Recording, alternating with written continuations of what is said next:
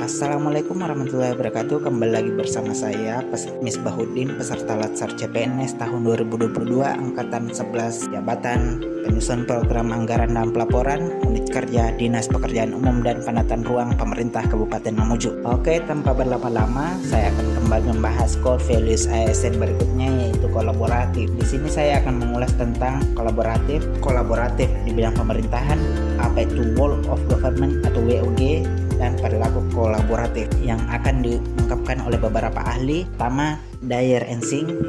Menurut dia, kolaboratif itu adalah nilai yang dihasilkan dari aliansi antara dua atau lebih perusahaan yang bertujuan untuk menjadi lebih kompetitif dengan mengembangkan rutinitas bersama. Kolaboratif menurut Gray yaitu proses di mana pihak-pihak dengan keahlian yang berbeda yang melihat aspek yang berbeda dari suatu masalah dapat secara konstruktif mengeksplorasi perbedaan dan menemukan solusi baru untuk masalah yang akan lebih sulit dipecahkan tanpa perspektif pihak lain. Sedangkan kolaboratif menurut Lindeck dan Seeker yaitu proses yang kompleks yang menuntut pembagian pengetahuan yang terencana dan disengaja yang menjadi tanggung jawab semua pihak. Berikut ini saya akan kemukakan beberapa indikator organisasi yang memiliki collaborative culture. Pertama, organisasi menganggap perubahan sebagai sesuatu yang alami dan perlu terjadi. Poin kedua, indikator kedua, organisasi menganggap individu sebagai aset berharga dan membutuhkan upaya yang diperlukan untuk terus menghormati pekerjaan mereka. Indikator ketiga, organisasi memberikan perhatian yang adil bagi staf yang mau mencoba dan mengambil risiko yang wajar dalam menyelesaikan tugas mereka bahkan ketika terjadi kesalahan. Jadi jangan ditahan ketika ada seorang staf yang mau melakukan inovasi-inovasi. Kemudian indikator keempat, perbedaan pendapat yang berbeda didorong dan didukung dalam organisasi. Setiap kontribusi dan pendapat sangat dihargai. Ini sangat penting untuk mendapatkan berbagai perspektif dari beberapa pihak. Kemudian indikator kelima, masalah dalam organisasi dibahas transparan untuk menghindari konflik. Jadi ketika membahas sesuatu atau masalah di dalam organisasi, semua orang yang terlibat dalam organisasi itu harus tahu apa yang sedang dikerjakan agar semua orang merasa jadi suatu kesatuan dalam organisasi tersebut. Kemudian indikator keenam, kolaborasi dan kerja tim antar divisi didorong agar berkembang. Kemudian kita masuk ke bagian World of Government atau WG. Apa sih World of Government itu? Pentingnya yaitu sebuah pendekatan penyelenggaraan pemerintahan yang menyatukan upaya-upaya kolaboratif pemerintah dari seluruh sektor dalam ruang lingkup koordinasi yang lebih luas guna mencapai tujuan bersama dalam bidang pembangunan kebijakan, manajemen program, dan pelayanan publik. Kemudian menurut USIP atau United States Institute of Peace, WOG ditekankan pada pengintegrasian upaya lembaga pemerintah dalam mencapai tujuan bersama. Kemudian WOG menurut IPEC, WOG dipandang menunjukkan atau menjelaskan bagaimana instansi pelayanan publik bekerja lintas batas atau lintas sektor guna mencapai tujuan bersama dan sebagai respon terpadu pemerintah terhadap isu-isu tertentu. Terus bagaimana WOG itu dilakukan?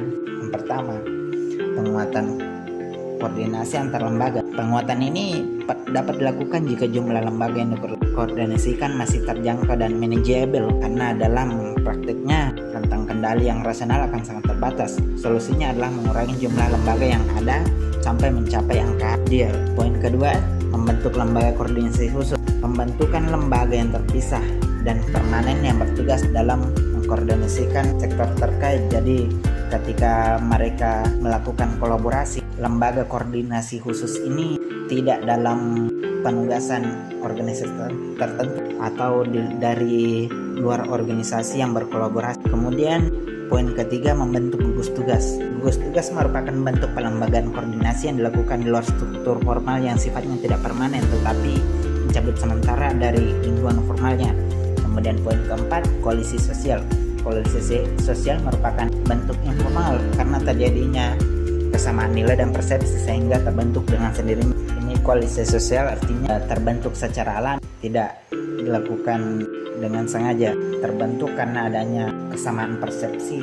Kemudian tantangan yang dihadapi dalam penerapan WOG. Pertama itu kapasitas SDM. Jika kapasitas SDM dalam organisasi yang terlibat dalam WOG tidak sama dan ada gap yang cukup jauh antar Misal dalam organisasi A dan organisasi B, kemudian organisasi A SDM-nya tinggi dan organisasi B agak rendah, maka ini bisa jadi kendala serius. Kemudian tantangan berikutnya yaitu nilai budaya dan organisasi.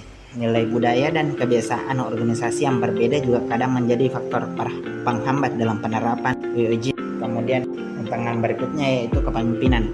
Ini sangat penting di mana dibutuhkan pemimpin yang mampu meramu dan menyatukan dan mengakomodir nilai-nilai budaya yang berbeda pada organisasi. Di sini saya akan membacakan sebuah quotes dari Michael Jordan, yaitu bakat memenangkan pertandingan, tetapi kerja tim dan kecerdasan memenangkan kejuaraan. Jadi kolaborasi itu sudah bisa digambarkan lah lewat quotes ini. Artinya ketika kita melakukan kolaborasi, kemenangan yang nyata dan berkelanjutan akan didapatkan. Tapi ketika kita tidak berkolaborasi dan bekerja secara individual, maka kemenangannya hanya bersifat jangka pendek saja. Kemudian praktek WOG dalam pelayanan publik. Pertama, pelayanan bersifat administratif, kemudian pelayanan jasa, kemudian ketiga pelayanan barang, keempat pelayanan regulasi. Oke, sekian saja yang sempat saya bahas tentang core values ASN kolaboratif. Mudah-mudahan kita jadi SDM yang akan menjunjung tinggi dan mampu melaksanakan pekerjaan secara kolaboratif. Sekian, saya tutup dengan mengucapkan Assalamualaikum warahmatullahi wabarakatuh.